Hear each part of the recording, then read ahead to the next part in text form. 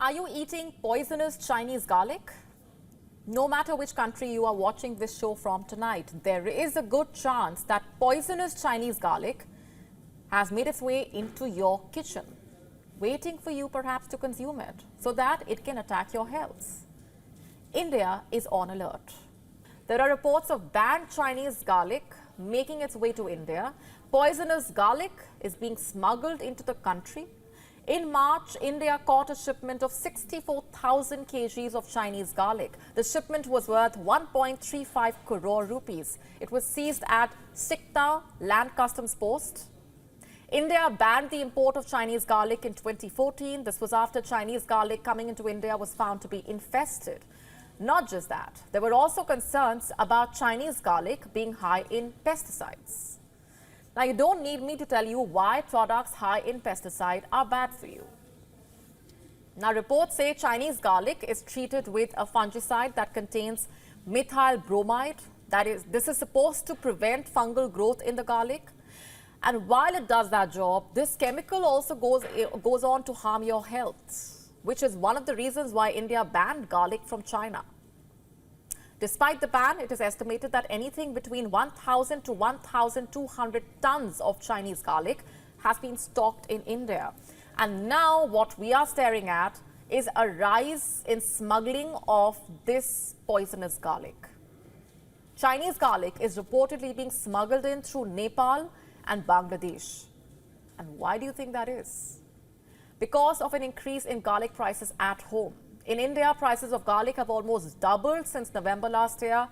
These are India's garlic-producing belts. Madhya Pradesh accounts for over 60% of India's garlic output. And then you have Rajasthan producing anywhere between 15 to 16% of India's garlic.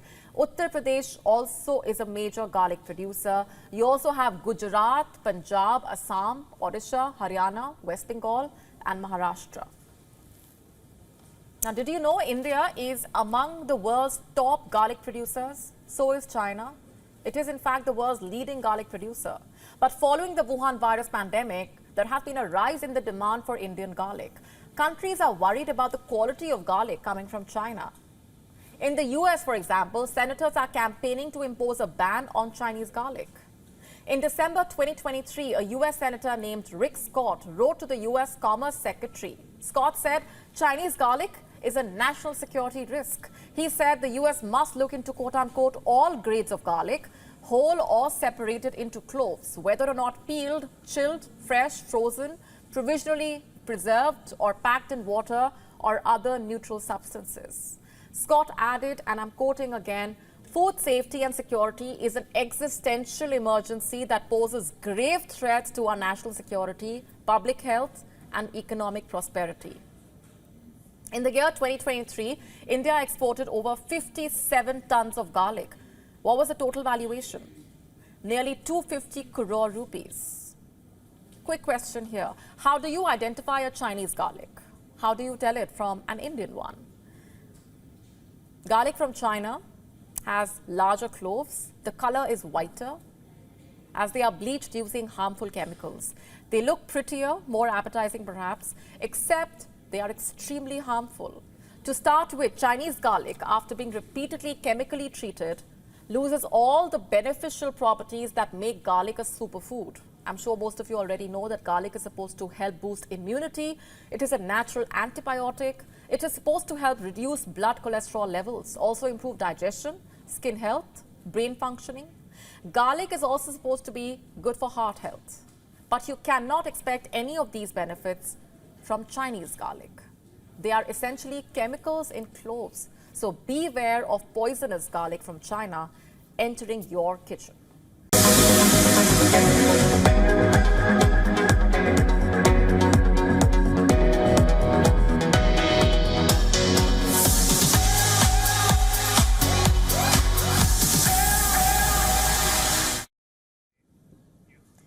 Whenever you are out with friends or talking to a loved one, enjoying a movie perhaps with your partner or having a play date with your kid, there is one thing that's always lurking around, demanding your attention. I am talking about your mobile phone. Are you guilty of looking at your phone while spending quality time with the people you love? Well, if respecting your friend or family member is not enough, here's some more incentive not to do that.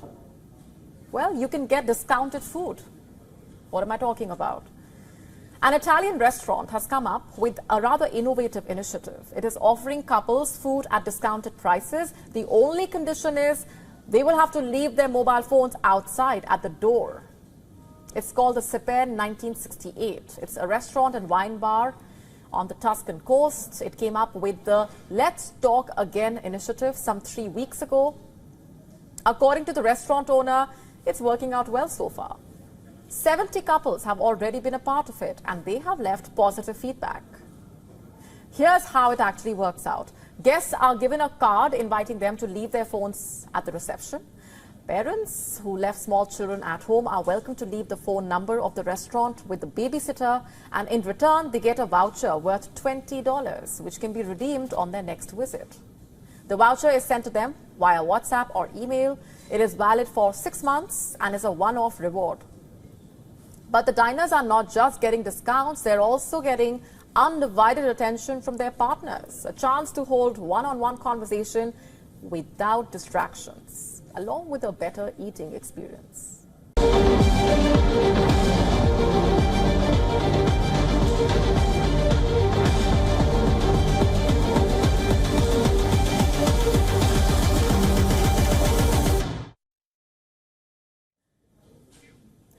Russia has launched a large-scale tank assault on Ukraine, but it did not go as planned. It ended up becoming the largest tank massacre in the Ukraine war. Over the weekend, 36 tanks and 12 BMP fighting vehicles from Russia rolled near the ruins of Avdiivka in eastern Ukraine. They attacked along a road treading from Russian-occupied Tonenke towards the free village of Omanske. The Ukrainian 25th Brigade spotted the 48-vehicle column and hit it hard when the smoke cleared. The Russians had left behind a third of their tanks. Yes, the Ukrainian forces managed to destroy 12 tanks and 8 BMPs. The assault was supposed to be a surprise. For weeks, Russia had been deploying foot-borne infantry to attack this part of the Ukrainian city because Russian regiments and brigades were apparently short on vehicles after losing hundreds of them, capturing Avdiivka back in mid-February. But Ukrainian troops saw it coming. Just a day before the tank massacre, the Ukrainian Center for Defense Strategies noted that Russia has lined up armored vehicles, and Kiev was able to defeat such a large and heavily armed Russian force. This shows that despite struggling with inadequate supplies of key munitions, Ukrainian brigades still are capable of mounting a fierce defense. How exactly are they doing it? Using a combination of mines, artillery, anti-tank missiles, and explosive first-person view drones. As per reports, Ukrainian forces' standard defensive tactic is to locate a Russian assault group using drones and disrupt it with a well-aimed artillery barrage. This scatters the Russian vehicles. The disorganized survivors then become easy targets for the FPV drones that pluck at individual soldiers and vehicles. This survival strategy was born out of necessity, but the Ukrainian soldiers seem to have perfected it. It's not clear if Russia was able to gain any ground, but at the cost of those 20 vehicles and potentially scores of troops, the gains would be modest at best. Was it even worth all that bloodshed is the question. Now, this is not the first time a Russian tank assault has failed, of course, and if reports are to be believed, this has happened several times, and at least on 7 occasions in the same region.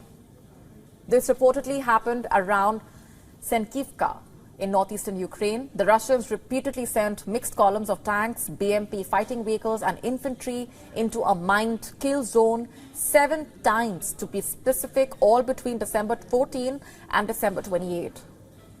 The Ukrainian 14th and 30th mechanized brigades destroyed each column, and they apparently did it by reseeding the mines, and resetting their defense between attacks. The last of these attacks was said to be the most catastrophic. That probably prompted Russia to rethink. But it's not just the Russian tanks that are being destroyed. Russia claimed on Monday that it has destroyed one US-made Abrams tank and many other targets. But what's one tank in the face of 20? Meanwhile, Ukrainian drones attacked targets in Tatarstan, a highly industrialized region southeast of Moscow. Some people were injured. 2 drones attacked a dormitory in the Alabuga Special Economic Zone, injuring at least 7 people.